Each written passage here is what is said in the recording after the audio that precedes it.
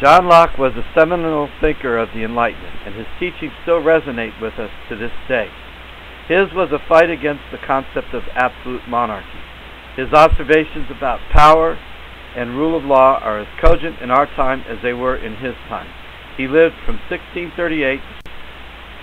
John Locke defined tyranny as the exercise of power beyond right, which nobody can have a right to, and this is making use of that power anyone has in his hand, not for the good of those who are under it, but for his own private, separate advantage. John Locke's context is that he lived during the Glorious Revolution and was in a battle with the Crown of England, during which time they were asserting that they had a divine right to behave as tyrants. Specifically, he was debating with Sir Robert Filmer, who had written a book called Patriarcha, which argued for the divine right of kings. The first part of his book, therefore, was a point-by-point refutation of Sir Robert Filmer's ideas. The second part defines what a functional commonwealth should look like by defining the terms that define power, the principles of separations of powers, and the issues that define human society.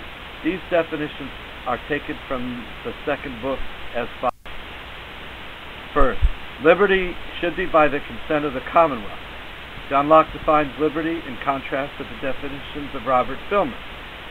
The liberty of man in society is to be under no other legislative power but that established by the consent in the Commonwealth, nor under the dominion of any will or restraint of any law, but what that legislative shall enact according to the trust put in it.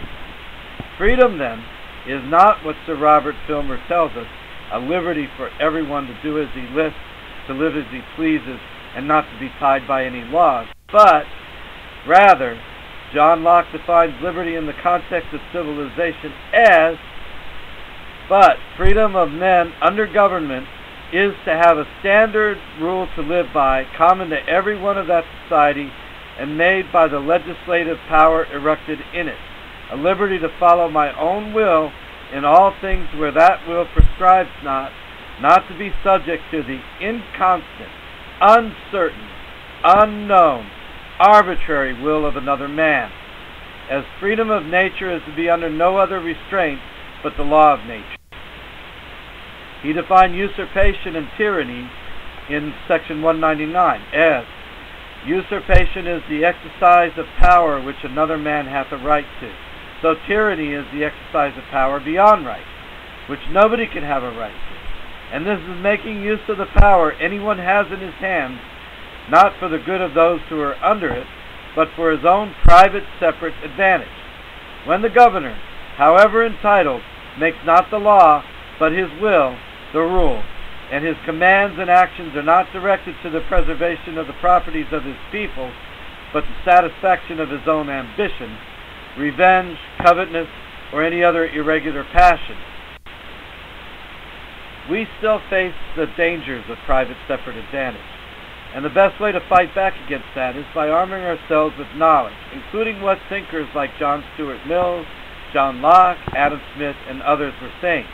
By developing our own powers to think critically, creatively, and analytically, we can understand and apply the principles that ought to guide our behavior.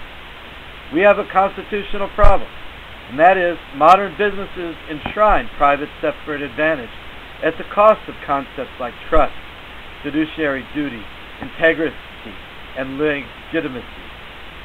Therefore, governance of public systems that is only for the sake of factions or the few is tyranny, and for that reason most modern businesses are constituted as tyranny.